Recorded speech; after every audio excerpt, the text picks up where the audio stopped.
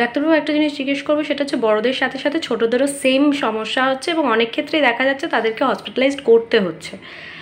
কোন সময় পর্যন্ত এটা নর্মাল ঠান্ডা লাগা এবং কোন সময় পর্যন্ত বাড়ির লোক একটু ভাববেন?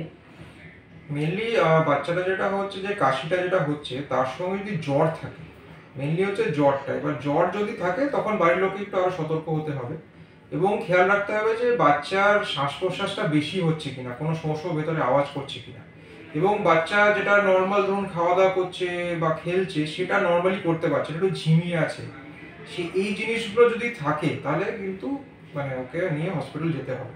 কত বমি করছে, খেতে পারছে না, আর যদি বুকের দিকে তাকানো হয় সেখানে মাসলস গুলো ভেতরে টানছে আর কি, একটা দেখা যায় না ভেতরে সাকশন এরকম হলে, এই জিনিসগুলো যদি হয়, ঝিমিয়ে আছে, তাহলে হসপিটাল নিয়ে যেতেই হবে।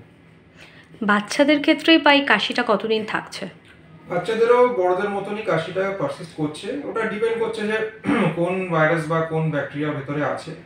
এবার যদি এখন যেটা হচ্ছে যে অ্যাডিনো ভাইরাস বা এরকম ধরুন মেটানিমো ভাইরাস, এগুলো যেগুলো হচ্ছে সেটাতে কাশিটা পারসিস্ট করছে, সেখানে হয়তো কোনো জ্বর নেই, বাচ্চার অন্য কোনো অসুবিধা নেই, খাবে, নর্মাল খেলছে, নর্মাল আছে, শুধু কাশিটা মাঝে মাঝে হচ্ছে আর কি। তো এই জিনিসটা একটু পারসিস্ট করছে, আস্তে আস্তে কফ সিরাপ বা এগুলো দিয়ে ওটা কমে যাবে।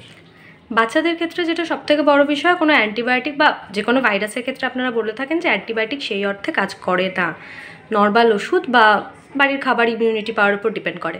যে বাচ্চারা অলরেডি এগুলো হয়ে গেছে এবং সে ওষুধ খাচ্ছে, আর কি কি করণীয়? মেনলি হচ্ছে আগে তো খেয়াল রাখা যে এই প্রবলেমগুলো যেটা বললাম এগুলো হচ্ছে কিনা, তার সঙ্গে ওকে যেটা হাই প্রোটিন ডায়েট আমরা বলি আর কি, যাতে ভেতরে ইমিউনিটিটা একটু স্ট্রং থাকে, একটু হাই প্রোটিন ডায়েট দেওয়া, এবং বাচ্চাকে বোঝানো যে যদি ও মানে ভাবটা নিতে পারে, নর্মালি বাচ্চাদের পক্ষে ভাবটা নিতে মুশকিল হয়, একটু মোটিভেট করে যদি বলা হয় যে একটু ভাবটা নে, একটু আরাম লাগবে, সেই জিনিসটা করলে আস্তে আস্তে ব্যাসটা ঠিক হয়ে যাবে।